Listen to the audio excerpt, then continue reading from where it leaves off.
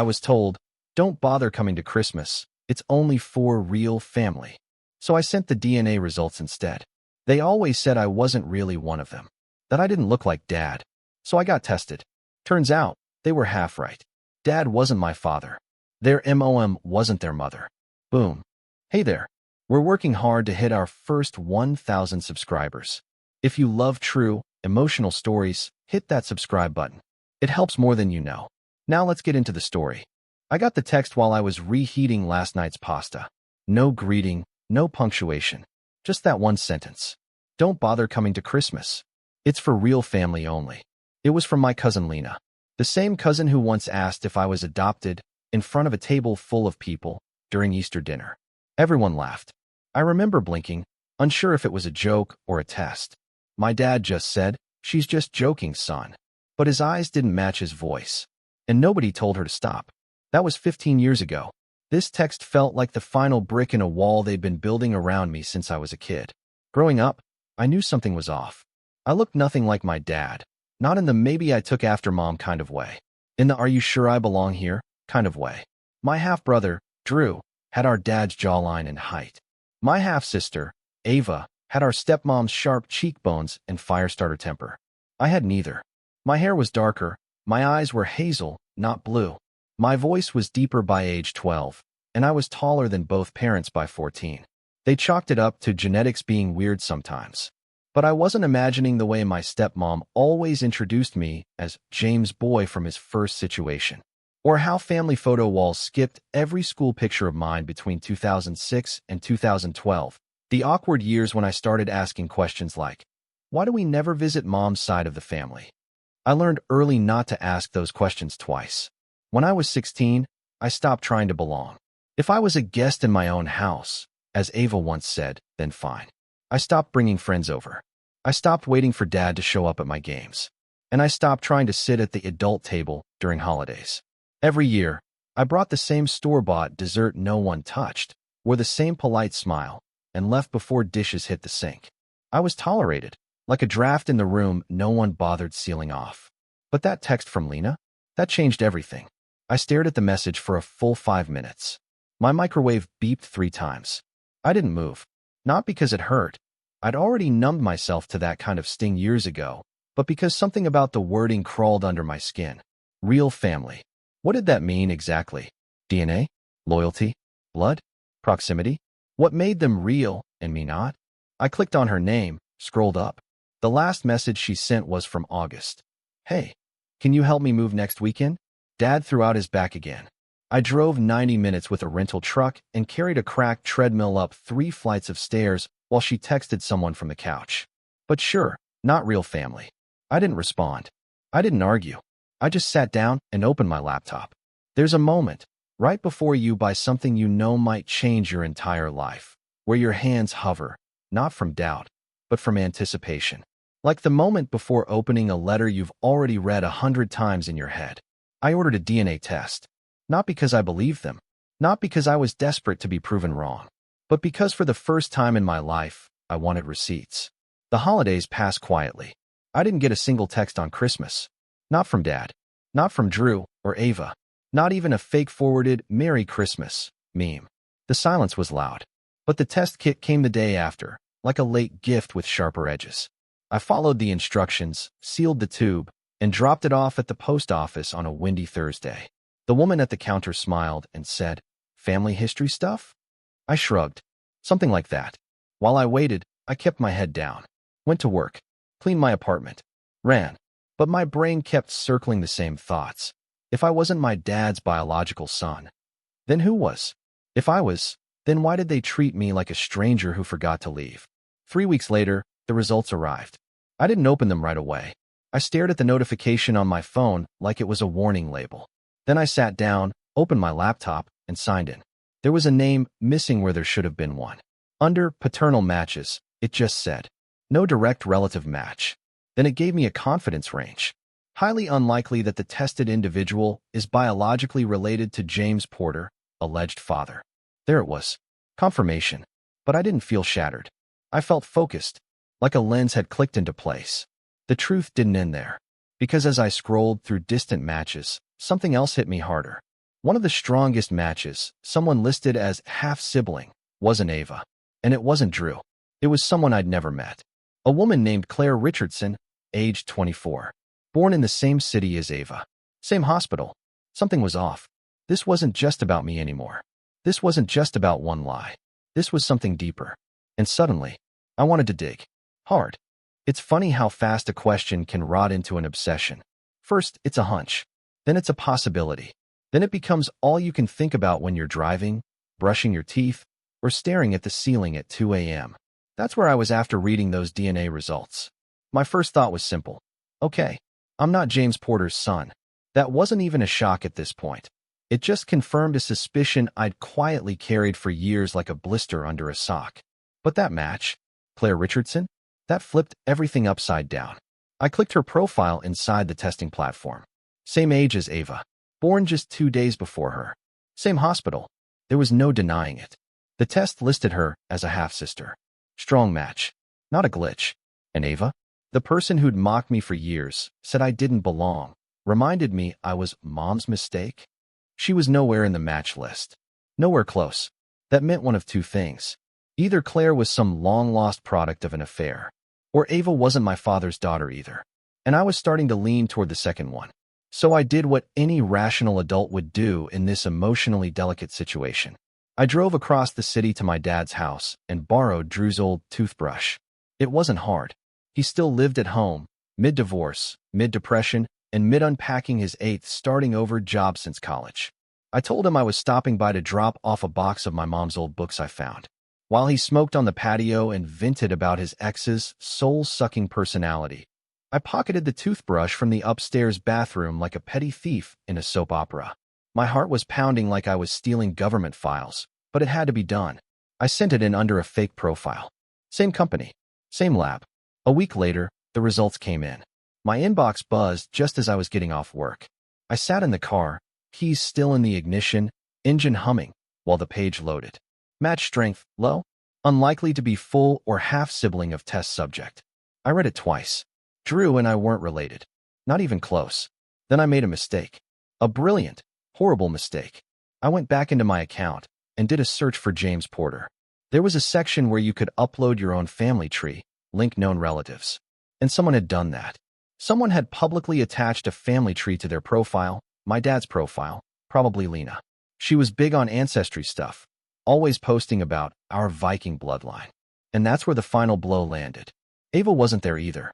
At this point, I was sitting in a parked car, hand frozen on the keys, staring at a family tree where none of the children matched the parents. Not me. Not Drew. Not Ava. All three of us didn't belong. Different fathers? Switched at birth? Affairs no one talked about. Whatever it wasn't just me being the outcast. It was all of us being lied to. That night, I ordered another test. This one wasn't for me. It was for Ava. Now, let me be clear, I didn't want revenge. Not yet. What I wanted was leverage. Cold, factual leverage. So I called her, asked if she could meet up for coffee, said I wanted to bury the hatchet. She was suspicious, naturally. She said she was busy, that she didn't have time for therapy projects. I baited her, told her dad had been acting strange, that I found something weird in mom's old documents, that I was worried. That did it. She agreed to meet. We sat in a loud cafe near her apartment. I brought a small folder filled with fake family court papers I printed from Google. Just enough to look concerning but vague.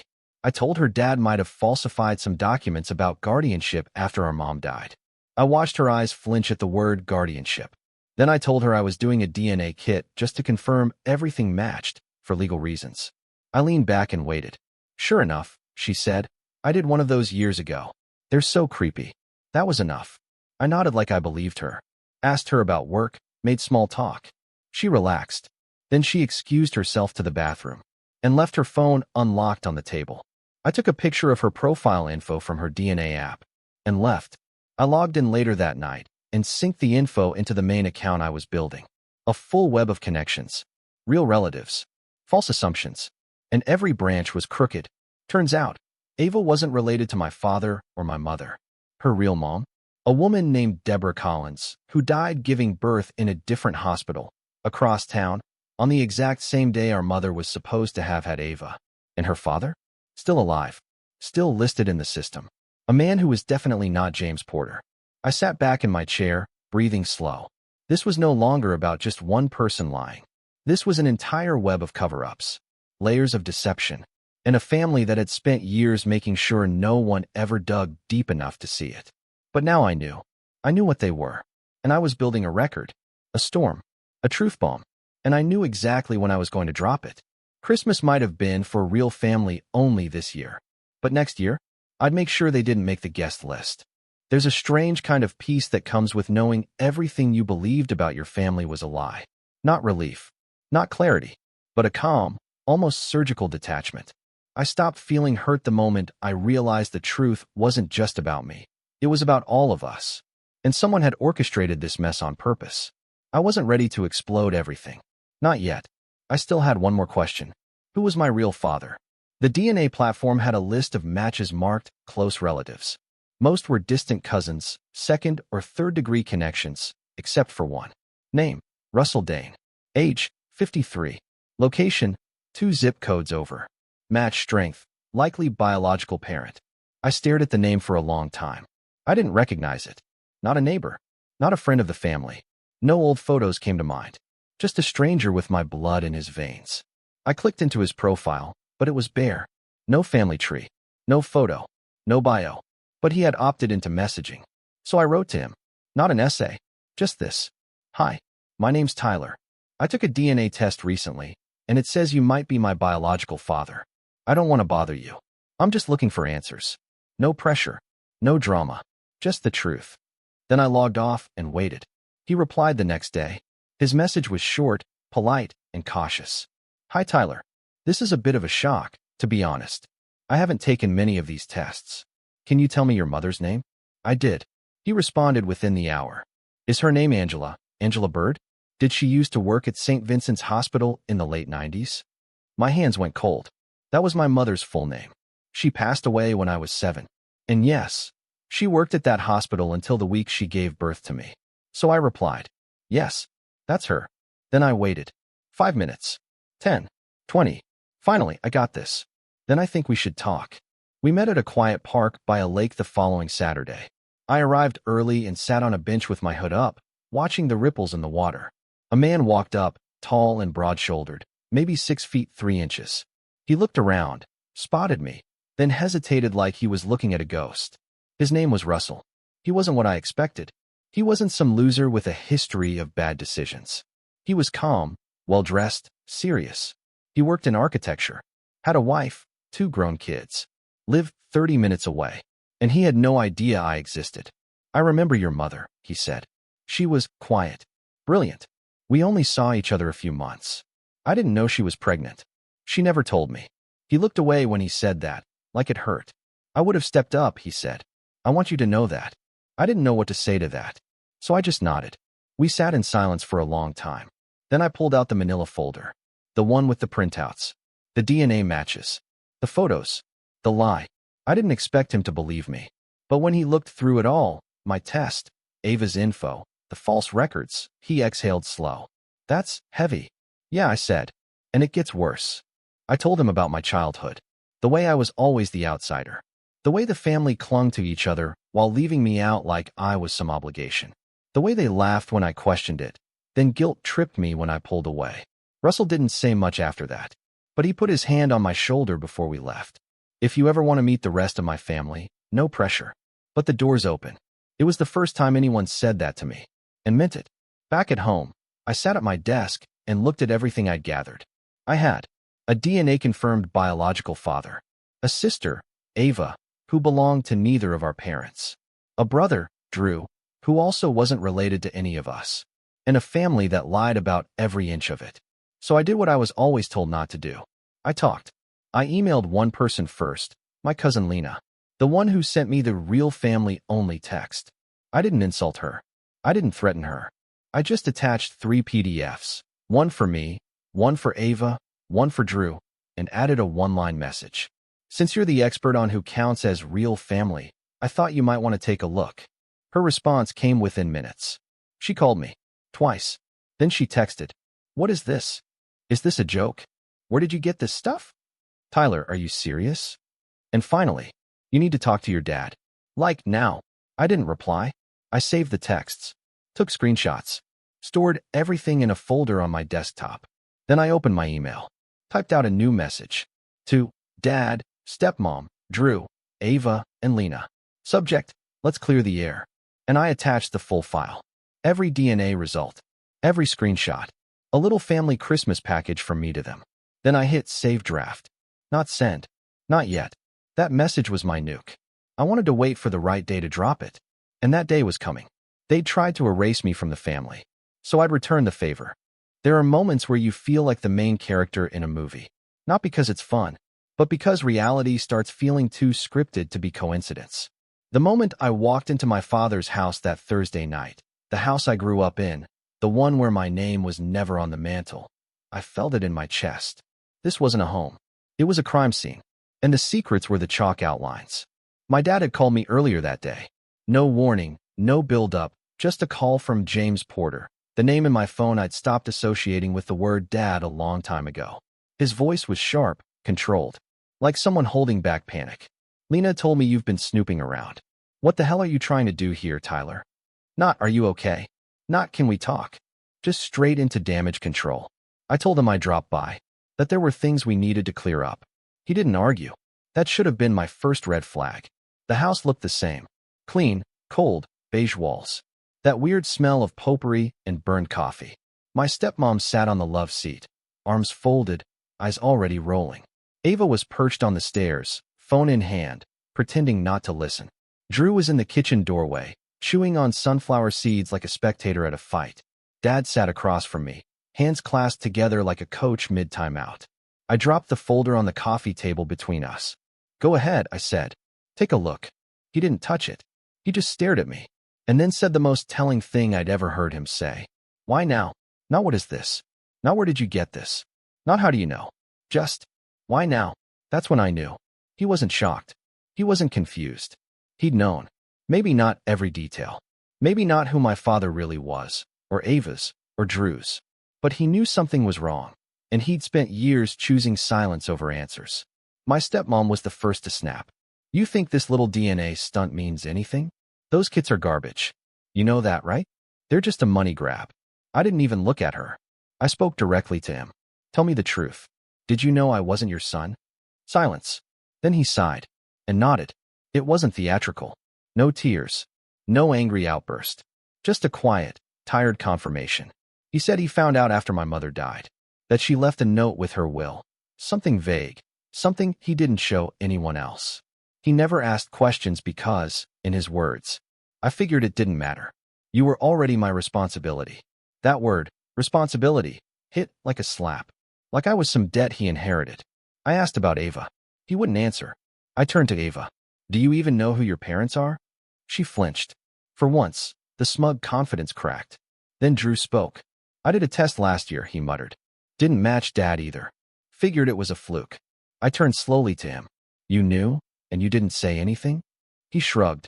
It didn't change anything for me. I laughed. Not because it was funny, but because of how normal they all acted. Like this wasn't a bomb.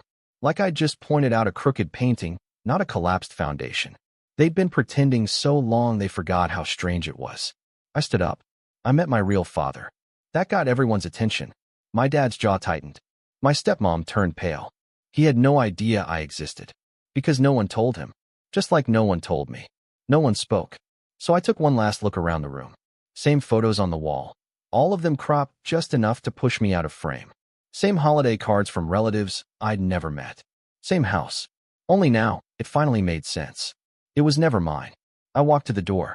Before I left, I said one last thing. Next Christmas? Don't worry about uninviting me. I paused. I won't be sending DNA results next time. I'll be sending subpoenas. My stepmom's jaw dropped. What the hell is that supposed to mean? I smiled. Not out of malice, but clarity. There's more than one kind of inheritance. And I'm done getting the scraps. I left before they could respond. Didn't look back. Didn't need to. Back home, I opened the email draft titled, Let's Clear the Air. Added one more attachment, a signed affidavit from my biological father. Proof of identity. Proof of paternity. Proof that they had all spent years lying and still couldn't admit it. Then I changed the subject line to something simpler. to the real family, and hit send. They say when a bomb goes off, there's silence first. A pressure wave. Stillness. Then the sound hits. That's exactly how it felt. I closed my laptop, turned off my phone, and waited, because I knew what was coming next. And it was going to be loud. My phone stayed off for 2 hours. Long enough for the message to be read by every single person on that list. Long enough for it to bounce around the family like a lit match in a room full of gasoline. When I turned it back on, the home screen was already lighting up. 16 missed calls, 3 voicemails, dozens of texts. And counting. The first text came from Dad. "What the hell are you trying to do? Are you trying to blow this family up?" Then one from Lena. "You're being seriously out of line. This isn't the way to handle family stuff." Another from Ava. "Why would you do this to us? You've always been jealous. Admit it." Not one message said, "Is it true?" Not one of them asked how I felt. They were all focused on one thing, control. And I'd just taken it away from them. I expected the denial. I expected the deflections. But what I didn't expect was Drew. He called around midnight. I let it ring, unsure if I even wanted to hear his voice. Then I picked up. He sounded off. Not angry, scared. "Ty," he said. "What if you're right about all of it?" I didn't say anything. He kept talking. I ran my results again. Signed into the site. Matched with a woman named Iris. Says she's my aunt. But I've never heard of her before. Says she had a sister who gave up a baby in '95. Dude, that's me. He was breathing hard. I could hear the panic creeping in. And I realized something. Drew had lived his whole life believing he was the only real son. The golden child. The one who belonged. Now, the floor had dropped out from under him. "What do I do?" he asked. I answered honestly. "Start by asking Dad who your mother was." The next morning, the group chat exploded. Someone, probably Lena, forwarded my email to the extended family. Aunts, uncles, cousins I hadn't seen in years. Some responded with silence. Some asked if it was fake. But one message caught my eye. It was from Aunt Carla, my dad's oldest sister. "Tyler, call me. I know things. Things your father never told anyone." I hesitated. Then I called. She picked up on the second ring. Aunt Carla had always been the quiet one. Kept to herself. Showed up to family events. Stayed on the sidelines. Never joined the gossip. But now she was ready to talk. She told me that after my mother died, James changed. Not outwardly. He didn't get more distant. He got more controlling. Locked down the finances. Rewrote wills. Cut off contact with old friends of my mom's. He shut down every mention of her past. "I never understood why," she said, "until I saw your email." Then she dropped a bomb. "I think he knew your mother cheated. I think he was afraid the truth would come out after she passed, and it would ruin everything. The sympathy, the inheritance, the image." "But Ava?" I asked. "Drew." Carla sighed. "Ava was a last-minute adoption. There was a fire at the hospital the day she was born. Some files got lost. There was a mix-up. But James insisted she was his. Told everyone not to ask questions. And Drew?" Another pause. "He's not your stepmom's son. Not biologically. She miscarried in '94. Then suddenly she was pregnant again 2 months later. No one knew how." I went silent. Everything made sense now. This family wasn't a family. It was a collection of cover-ups. A house built out of misdirection, shame, and fear. And the foundation had finally cracked. But I wasn't done. Not yet. Because while I'd been blowing open the truth from the outside, someone else was about to detonate it from within. That night, Ava sent me a voice message. I stared at it for 10 minutes before pressing play. Her voice was shaking. Not angry. Just hollow. "I got my own results today. You were right. About everything. I'm not his daughter. I'm not my mom's daughter either. I don't know who I am." There was a pause. "I found my birth certificate in the attic. There's a name scribbled out on it. I don't know what that means. I don't want to talk to them. I don't want to live here. I know I've been awful to you. But I didn't know any of this. I swear I didn't. They lied to me too." She ended with, "I'm sorry." Then silence. Ava. The same girl who called me a mistake when we were 12. The same one who told me not to sit at her table at Thanksgiving. Now she was standing on the edge of the same cliff. And maybe, just maybe, starting to understand what it felt like. I didn't reply. Not yet. But I saved the message. And for the first time, I didn't feel angry when I heard her voice. I felt pity. Because she wasn't the villain anymore. She was just another orphan of the lie. 3 days after Ava's message, I got one last text. From Dad. "You win. Hope you're happy. No apology." No accountability. Just a man realizing the mask he wore for decades was finally off, and the silence he used as a weapon no longer worked. I didn't respond. Instead, I met up with Russell, my real father, for lunch. We didn't talk about the DNA anymore. We talked about music, movies, work. For the first time in years, I sat across from someone who wanted to know me. Not out of obligation, just because he cared. Before we parted ways, he handed me a small envelope. Inside was a photo of my mother, pregnant, laughing, with him. The caption on the back said, "Summer before everything changed." That night, I opened a new group chat. Added Russell. Added Aunt Carla. Added Claire, the half-sister I found through the DNA site. A few cousins from my mom's side too. Then I wrote, "Christmas is next weekend. You're all invited. Bring whatever you want. Just bring honesty." I cleaned the apartment, put up lights, cooked, played music, and when people showed up, there were hugs, laughter, awkward introductions, tears, but no lies. By midnight, I looked around the room. Some shared my blood, some didn't, but every single person chose to be there. And for the first time in my life, that felt like enough. And that's the story. If you're still here, that means you're one of us. So go ahead, hit that subscribe button. I drop new chaos every single day, and trust me, tomorrow's story, it's even worse than this one.